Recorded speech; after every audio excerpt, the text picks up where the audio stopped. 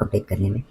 ठीक है, तो यहाँ पे अगर हम देखें पहला केस, तो पहले केस में ए और बी काम कर रहा है, दूसरे केस में भी कौन काम कर रहा है, ए और बी काम कर रहा है। लेकिन फ़र्क क्या है कि पहले केस में ए पहले काम कर रहा है और दूसरे केस में बी पहले काम कर रहा है। तो पहला केस में जब ए पहले काम कर रहा है तो काम खत्म हो रहा है 17 डेज, तो ए को कितना दिन मिला और बी को कितना दिन मिला। तो ये निकालने का सबसे अच्छा तरीका क्या है कि जो भी आपका नंबर है उसको आप एक इसके आगे वाला इवन नंबर बना दीजिए। तो अगर हम 17 का बात करें तो 17 के आगे वाला जो इवन नंबर है वो कौन होगा, 18। फिर उसको फर्दर क्या कीजिए, 2 से डिवाइड दे दीजिए क्योंकि 2 लोग काम कर रहे हैं। तो यहाँ कितना आ गया, 9। तो ये जो वैल्यू आता है ये उसका वैल्यू है जो शुरू में काम स्टार्ट किया। तो इस केस में क्या है, ए काम स्टार्ट किया तो ए को कितना दिन मिला, 9, और बचा 8 दिन किसको मिलेगा, बी को। अब सेकंड केस में देखते हैं, सेकंड केस में जो वैल्यू दे रहा है 17 2/3 डेज, तो 17 2/3 डेज को भी हम लोग इसके आगे वाले इवन नंबर में बनाएंगे तो ये कितना हो जाएगा, 18। इसको भी 2 से डिवाइड दिए तो यहाँ पे वैल्यू कितना है, 9। तो इस केस में जो पहले काम कर रहा है उसको 9 दिन मिला और यहाँ पे पहले काम कौन कर रहा है, बी। और बचा हुआ जो तुम्हारा डेज 8 and 2/3 वो किसको मिला, ए को। यहाँ तक क्लियर है। अब आगे ये बोला गया, यहाँ पे ये देखना है कि बी ए पहले कितना दिन ले रहा था, 9। अब ये कितना दिन ले रहा है, 8 and 2/3 सेकेंड केस में। बी फर्स्ट केस में 8 दिन ले रहा था और बी सेकेंड केस में 9 दिन ले रहा है। तो इसका मतलब ए का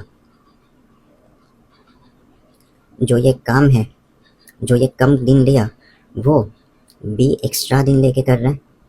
ये बात समझ में आ गया।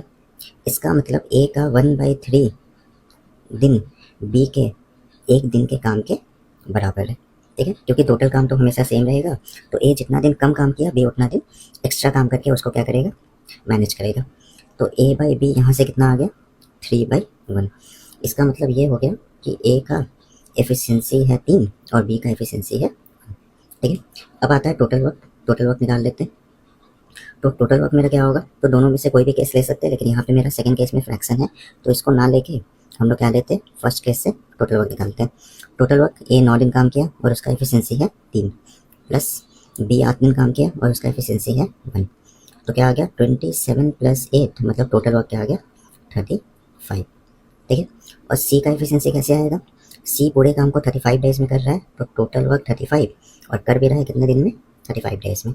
मतलब सी का एफिशिएंसी क्या आ गया यहाँ से 1, ए का 3, बी का 1 और सी का 1। यहाँ तक क्लियर है।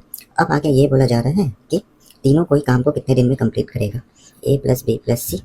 यहाँ पे टोटल वर्क हो गया 35 और ए और बी और सी का एफिशिएंसी कितना होगा, 3 1 4 और 1 5।